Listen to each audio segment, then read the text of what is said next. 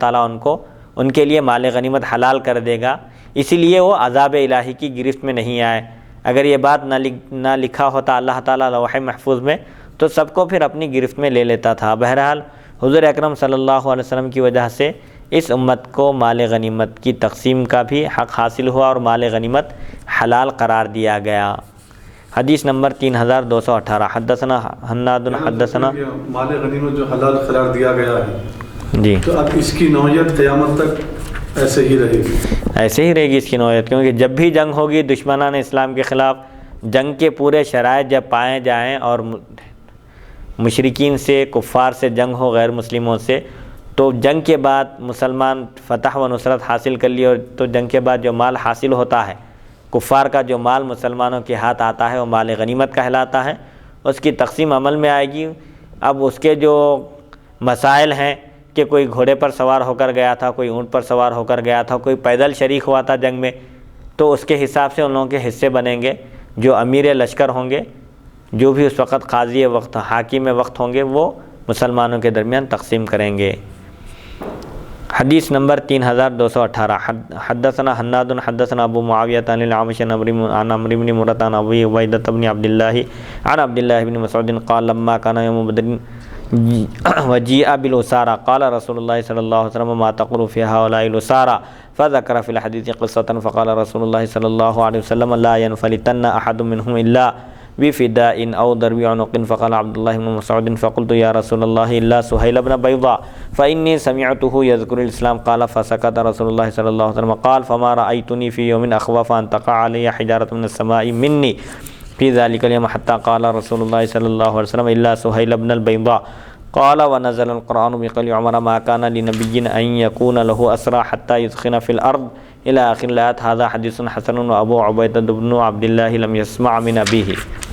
حضرت عبداللہ بن مسعود رضی اللہ عنہ سے روایت ہے، جنگ بدر کے دن قیدی لائے گئے۔ رسول اللہ صلی اللہ علیہ وسلم نے فرمایا ان قیدیوں کے بارے میں تمہاری کیا رائے ہے؟ جنگ بدر میں جو کفار قید ہو کر آئے تھے ان کو لایا گیا۔ حضور اکرم صلی اللہ علیہ وسلم نے صحابہ کرام سے مشورہ فرمایا، پوچھا کہ ان قیدیوں کے بارے میں تمہاری کیا رائے ہے؟ کیا ان کو ختم کر دینا چاہیے، قتل کر دینا چاہیے، یا فدیہ لے کر چھوڑ دینا چاہیے؟ راوی نے ایک طویل قصہ ذکر کیا۔ حضرت ابوبکر صدیق رضی اللہ عنہ سے پوچھا گیا تو آپ نے فرمایا کہ یہ ہمارے بھائی ہیں، سیدھے راستے سے بھٹک گئے ہیں، آج نہیں تو کل ان کو توفیق ہوگی، مسلمان ہو جائیں گے،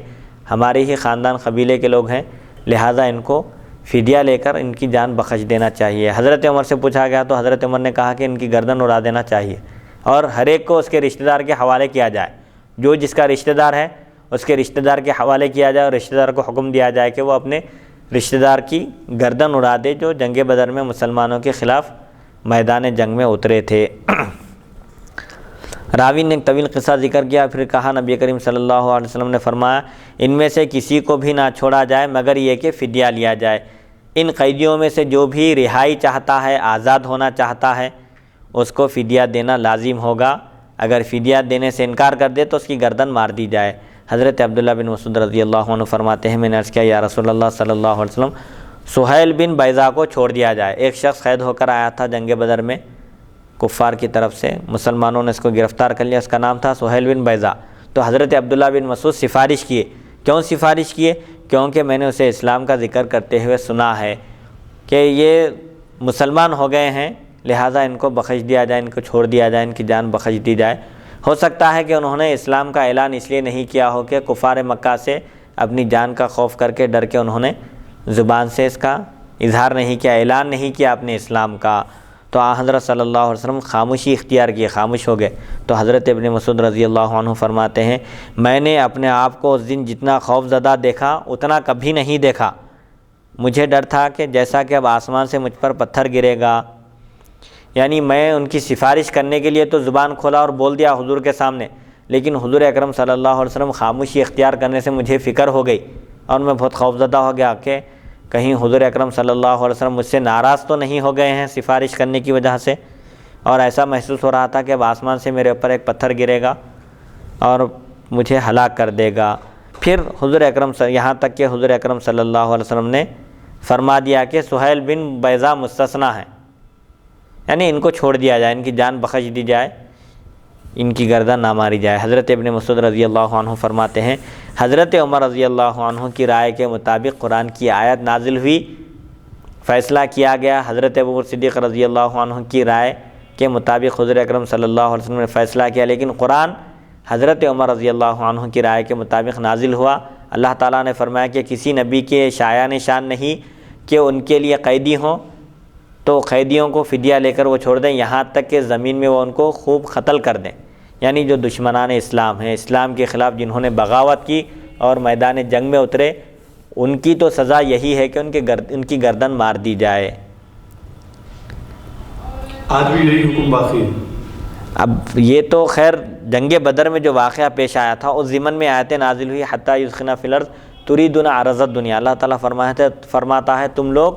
دنیاوی ساز و سامان چاہتے ہو، ان کو آزاد کر کے فدیہ لے کر چھوڑ دے کر دنیا کا مال و متاع چاہتے ہو، یہ کوئی باقی رہنے والی چیز نہیں ہے۔ اور اللہ کیا چاہتا ہے؟ اللہ آخرت چاہتا ہے۔ اللہ یہ چاہتا ہے کہ تم آخرت کو ترجیح دو، دنیا کو پسے پش ڈال دو، اور اللہ تعالیٰ زبردست غالب ہے، حکمت والا ہے۔ پھر اس کے بعد فرماتا ہے کہ یہ جو فیصلہ کیا گیا قیدیوں کے بارے میں، جنگ بدر میں جو کفار قید ہو کر آئے ان کے بارے میں جو یہ ڈیسیشن لیا گیا، جو فیصلہ کیا گیا تھا، یہ فیصلہ چونکہ لوح محفوظ میں لکھا جا چکا تھا، اگر لوح محفوظ میں یہ بات سبقت کی ہوئی نہ ہوتی تو ضرور پورے عذاب الہی کی گرفت میں آ جاتے تھے۔ تو بہرحال اب بعد میں جو حکم احکام نازل ہوئے آہستہ آہستہ جنگیں ہونے کے بعد، اب دو صورتیں ہیں، فَإِمَّا مَنًّا بَعْدُ فِدَاءً فَإِمَّا مَنًّا وَإِمَّا فِدَاءً، یعنی یا تو ان کو چھوڑ کر احسان کر دینا چاہیے یا فدیہ لینا چاہیے ان سے۔ دو صورتیں ہیں، اگر فدیہ دینے کے لیے راضی ہو جائیں اپنی آزادی پر تو ان کو فدیہ لے کر آزاد کر دیا جائے گا، اور اگر فدیہ دینے سے انکار کر دیں تو ان کی گردن مار دی جائے گی۔ آج بھی یہ احکام ہے۔ لیکن اگر وہ کافر بچے، جی، وہ کافر، وہ بدبخت اور شیطان لوگ جن کو فدیہ دینے کے بعد اگر یہ اندیشہ ہو کہ انہوں فدیہ دینے کے بعد اگر ان کو آزاد کریں گے تو پھر یہ مزید جو ہے نا سازش کریں گے، مسلمانوں کو تکلیف پہنچائیں گے، مسلمانوں کی گردنیں ماریں گے اور حکومت میں پھوٹ ڈالیں گے، سازش کریں گے، تو کیا ایسے افراد، ایسے لوگوں کو بھی فدیہ لے کر چھوڑا جا سکتا ہے یا فدیہ جو ہے نہ لیا جائے، ان کو قتل کیا جائے؟ وہی تو ہے نا۔ اس سے پہلے حضور اکرم صلی اللہ علیہ وسلم کے واقعات میں یہ بھی بیان کیا گیا کہ ایک اختل نامی ایک شخص تھا جو اسلام کا سخت ترین دشمن تھا۔ فتح مکہ کے موقع پر پوروں کو امان دیا گیا، حتیٰ کہ ابو سفیان جو اسلام کے سخت ترین کٹر دشمن تھے ان کو بھی حضور اکرم صلی اللہ علیہ وسلم نے یہ اعزاز بخشا کہ جو ابو سفیان کے گھر میں داخل ہو جائے وہ امن والا ہو گیا، اس کے کوئی درپے نہیں ہونا، اس کو کوئی نقصان نہیں پہنچانا، ہتھیار نہیں اٹھانا، جو ہتھیار ڈال دے اس کو بھی امن دے دو، جو اپنے گھر کا دروازہ بند کر لے اس کو بھی امن دے دو، بچوں پر اور عورتوں پر تلوار نہ اٹھاؤ، میدان جنگ میں اگر وہ آ بھی جائیں مقابلے کے لیے تو ان کو قتل مت کرو۔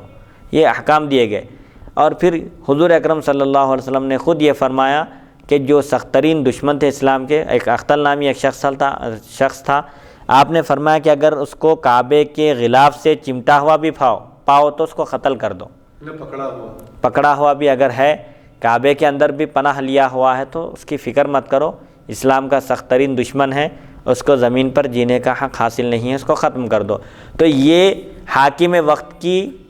مرضی اور اس کی مصلحت پر موقوف رہے گا۔ اگر وہ مناسب سمجھتا ہے کہ ایک شخص انتہائی خطرناک غنڈہ ہے اور لوگوں کو تکلیف پہنچا سکتا ہے، کچھ بھی اپنی کارستانی دکھا سکتا ہے وہ، تو ایسے شخص کو وہ جو مناسب سزا سمجھے دے سکتا ہے، آزاد کرنے کے بجائے اس کو مزید قید میں بھی رکھ سکتا ہے۔ حدیث نمبر یا قتل بھی کر سکتا ہوں۔ 3219۔ جی، سورہ توبہ کی تفسیر شروع ہو رہی ہے۔ حدثنا محمد بن بشار حدثنا یحیی بن سعید و محمد بن جعفر و ابن ابی عدی و سہل بن یوسف قالوا حدثنا عوف بن ابی جمیلۃ حدثنی یزید الفارسی حدثنی ابن عباس قال قلت لعثمان بن عفان ما حملكم ان عمدتم الى الانفال وهي من المثاني والى براءة وهي من المئين فقرنتم بينهما ولم تكتبوا بينهما سطرا بسم الله الرحمن الرحيم ووضعتموها في السبع الطول ما حملكم على ذلك فقال عثمان كان رسول الله صلى الله عليه وسلم مما يأتي عليه الزمان وهو ينزل عليه السور ذوات العدد فكان إذا نزل عليه شيء دعا بعض من كان يكتب فيقول ضعوا هؤلاء الآيات في السورة التي يذكر فيها كذا وكذا فإذا نزلت عليه الآيات فيقول ضعوا هذه الآيات في السورة التي يذكر فيها كذا وكذا وكانت الأنفال من أوائل ما نزلت بالمدينة وكانت براءة من آخر القرآن وكانت قصتها شبيهة بقصتها فظننت أنها منها فقبض رسول الله صلى الله عليه وسلم ولم يبين لنا أنها منها فمن أجل ذلك قرنت بينهما ولم أكتب بينهما سطر بسم الله الرحمن الرحيم ووضعتها في السبعة وهذا حديث حسن لا نعرفه إلا من حديث عوف عن يزيد الفارسي عن ابن عباس ويزيد الفارسي هو من التابعين من أهل البصرة ويزيد بن أبان الرقاشي هو من التابعين من أهل البصرة وهو أصغر من يزيد الفارسي ويزيد الرقاشي انما یروی عن انس بن مالک۔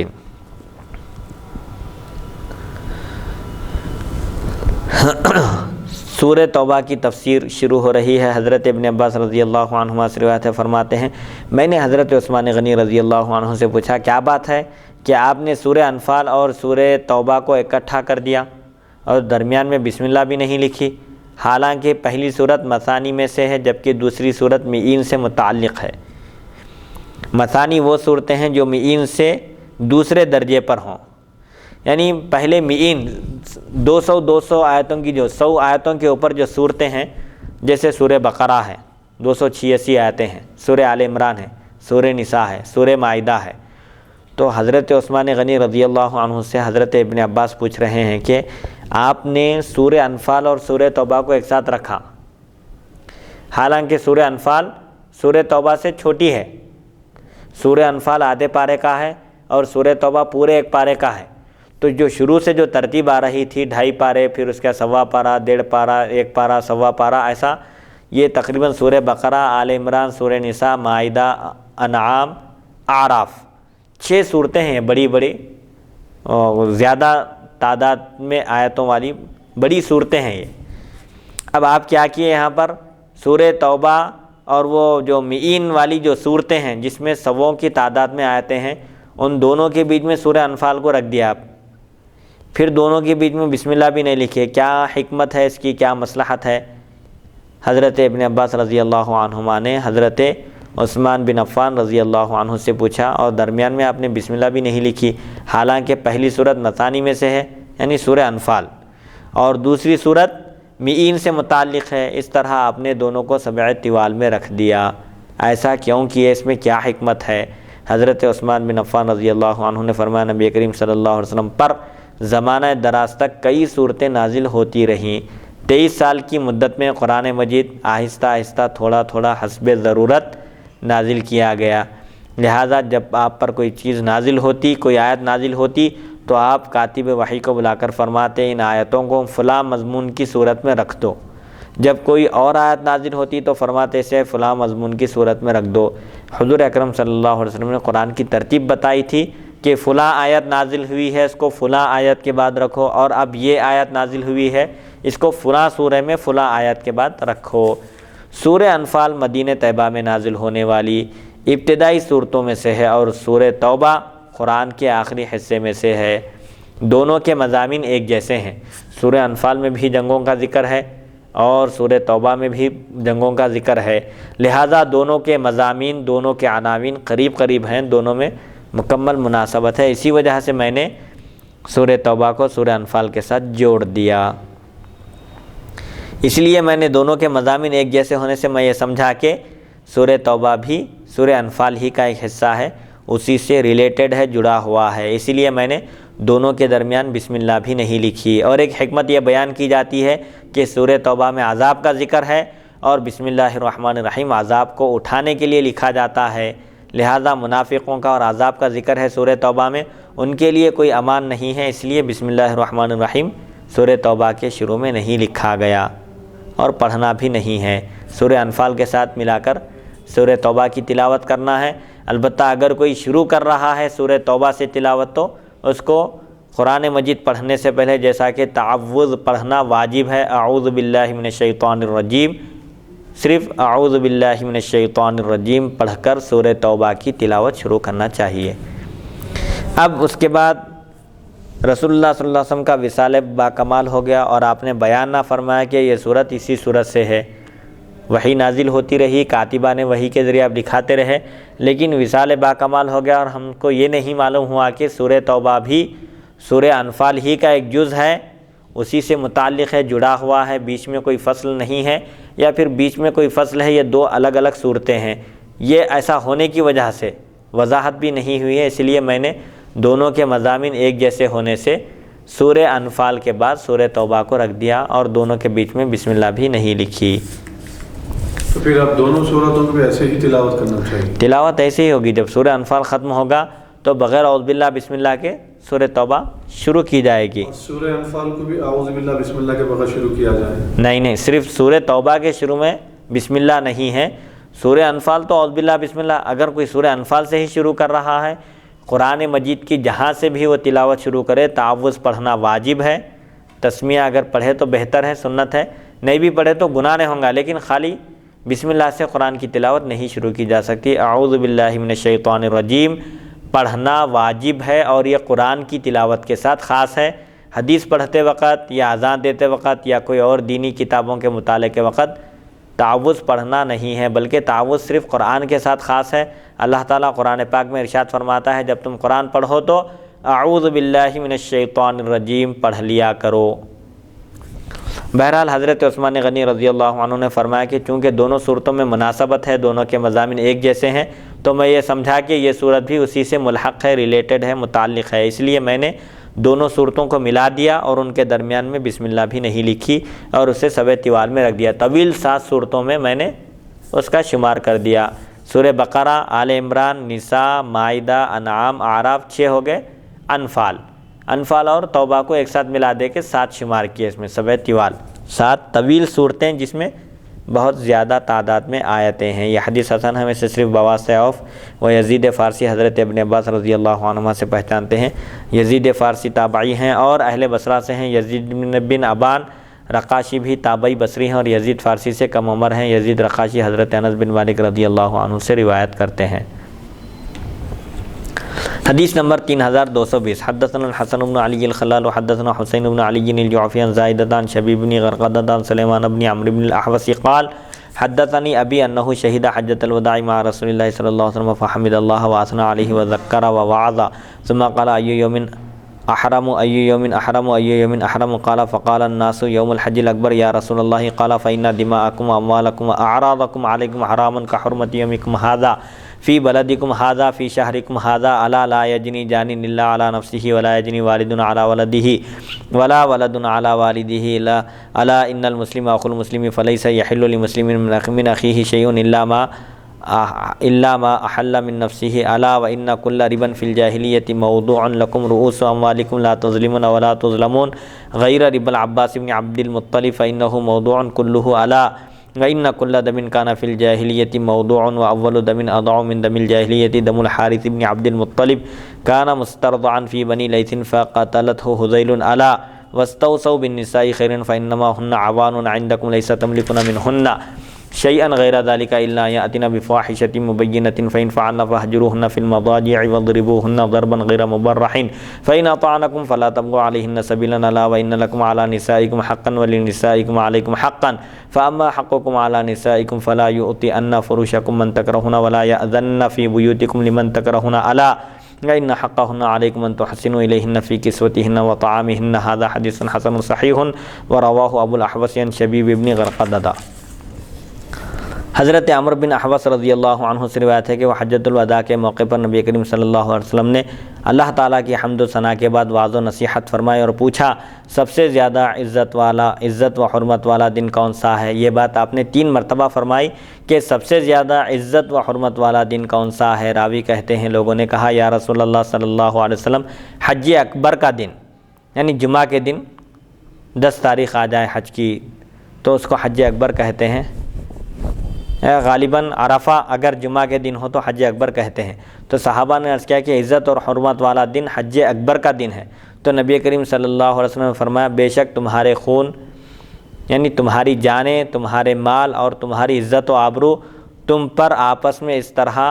حرام ہے جیسا کہ آج کا دن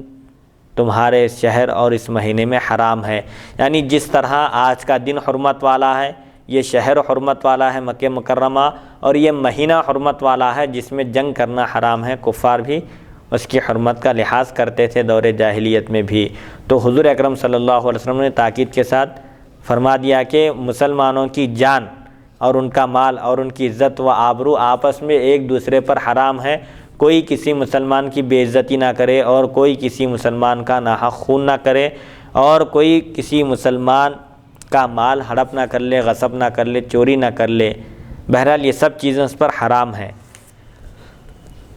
سن لو، ہر جرم کرنے والا اپنا ہی نقصان کرتا ہے۔ یہ بات بھی ذہن نشین ہونا چاہیے کہ جو جرم کرتا ہے، گناہ کرتا ہے، تو اس کے گناہ کا وبال اسی کے اوپر ہوتا ہے، کسی اور کو اس کی سزا بھگتنی نہیں ہے، بلکہ جو گناہ کرتا ہے وہی سزا پاتا ہے۔ کوئی باپ بیٹے کے جرم کا اور کوئی بیٹا باپ کے جرم کا ذمہ دار نہیں ہے۔ باپ جرم کرے بیٹا گرفت میں آئے، یا بیٹا جرم کرے باپ پکڑا جائے، ایسا نہیں ہو سکتا۔ ہر ایک اپنے اپنے جرم کا ذمہ دار ہے۔ ہر ایک شخص کو اسی جرم کی سزا ملی جو اس نے کیا ہے، دوسرے کے جرم کی سزا کسی اور کو نہیں دی جائے گی۔ آگاہ ہو جاؤ، مسلمان کا بھائی ہے، مسلمان آپس میں ایک دوسرے کے بھائی ہیں۔ کسی مسلمان کے لیے اس کے بھائی کی کوئی چیز حلال نہیں جب تک کہ وہ خود حلال قرار نہ دے، یعنی ایک مسلمان دوسرے مسلمان کی چیز اس کی اجازت کے بغیر استعمال نہ کرے۔ ہاں اگر وہ اجازت دے دے تو ایک الگ بات ہے۔ سنو، جاہلیت کا ہر سود باطل ہے۔ دور جاہلیت میں ربا کا معاملہ کرتے تھے وہ لوگ، سود کا معاملہ کرتے تھے، وہ سب ختم کر دیا گیا۔ دور جاہلیت کا ربا، سود، نفع حرام ہے، تمہارے لیے اصل مال ہے۔ اگر تم کسی کو قرض دیے ہو تو تم کو صرف اپنا اصل مال حاصل کرنا ہے، اس پر نفع اٹھانا حرام ہے۔ اسی لیے فقہاء کرام فرماتے ہیں کل قرض جر نفعا فہو حرام، ہر وہ قرض جو نفع حاصل کرے وہ حرام ہے۔ عام طور پر یہ دیکھنے میں آتا ہے، آج کا جو ماحول چل رہا ہے، لوگ کسی کو قرض دیتے ہیں اور جب قرض وصول کرنے کے لیے جاتے ہیں تو اسے بریانی کھاتے ہیں، چائے پیتے ہیں، اس پر دباؤ ڈالتے ہیں اور کہتے ہیں کہ تم پیسے ابھی تک نہیں دیے، ٹھیک ہے پیسے دینے تک چلو بریانی کھلا دو، یہ کھلا دو، وہ کھلا دو۔ یہ سب حرام ہیں۔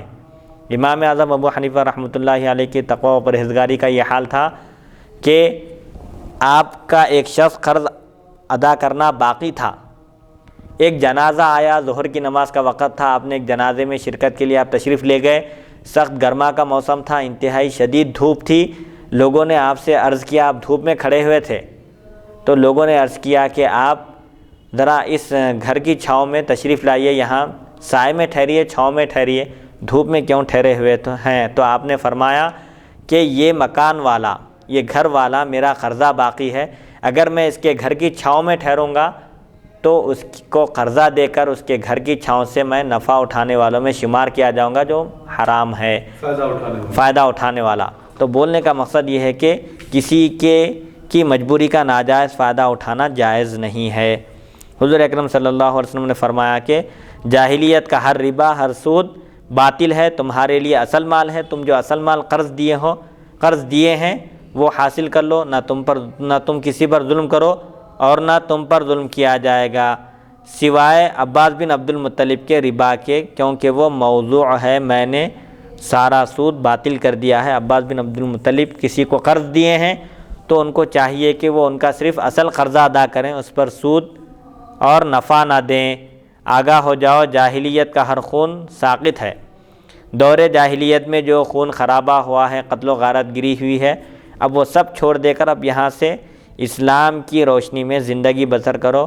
دور جاہلیت کا ہر خون ساقط ہے، اور سب سے پہلے میں حارث بن مطلب کا خون ساقط کرتا ہوں، معاف کرتا ہوں۔ یہ بنی لیث میں دودھ پیتے تھے، وہاں شیرخوار تھے، تو حذیل نے انہیں قتل کر دیا تھا۔ خبردار، میں تمہیں عورتوں کے بارے میں بھلائی کا حکم دیتا ہوں۔ دور جاہلیت میں جو طریقے تھے وہ سب باطل کر دیے، حضور اکرم صلی اللہ علیہ وسلم نے ان سب طریقوں کو ختم کر دیا اور فرما دیا کہ اب اسلام آ چکا ہے، اسلام کی رہنمائی میں، اسلام کی روشنی میں اور اسلام کے پیارے احکام کی روشنی میں زندگی بسر کرو۔ یہ سود کے معاملات یہ سب ختم کر دو۔ اور دور جاہلیت میں جو خون خرابہ ہوتا تھا، قتل و غارت گری ہوتی تھی، ایک شخص کو قتل کیا جاتا تھا تو اس کے بدلے میں 100 آدمیوں کو قتل کیا جاتا تھا، یہ سب اب نہیں ہونا چاہیے۔ یہاں سے بالکل سب کی زندگی اسلام کی روشنی میں صاف و شفاف گزرنا چاہیے۔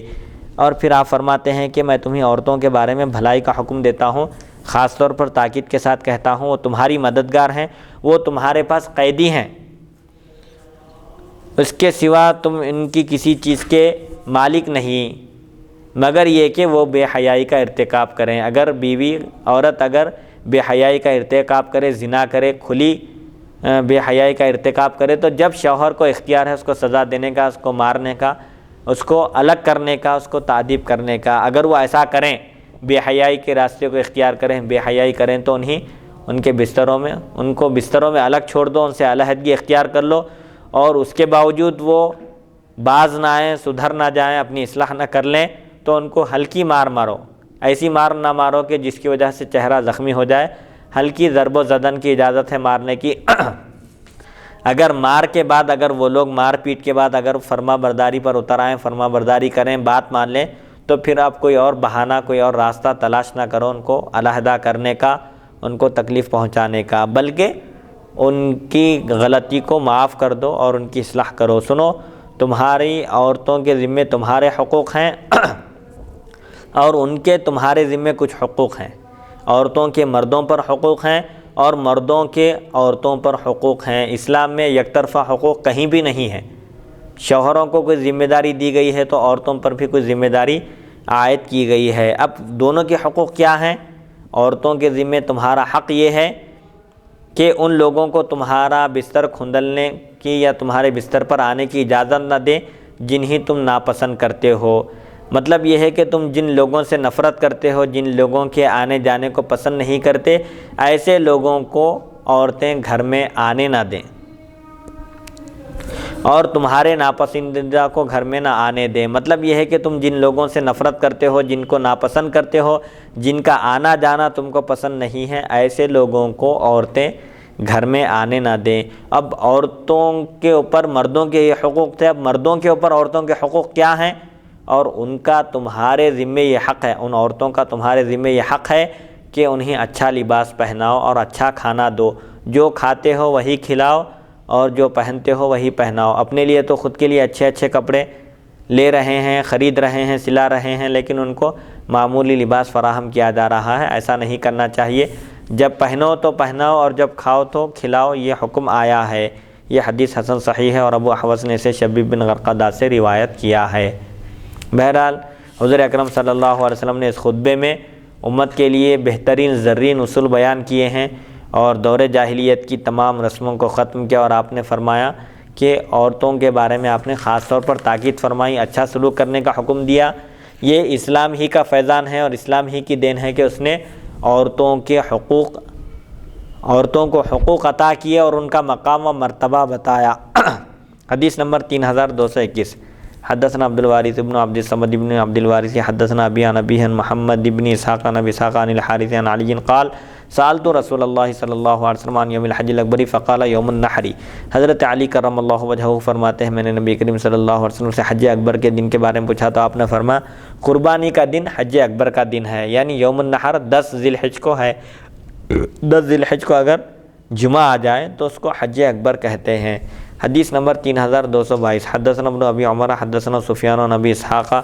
عن الحارث عن علی قال یوم الحج الاکبر یوم النحر هذا صح من حدیث محمد بن اسحاق لانه روی من غیر وجه هذا الحديث عن ابی اسحاق عن الحارث عن علی موقوفا ولا نعلم احدا رفعه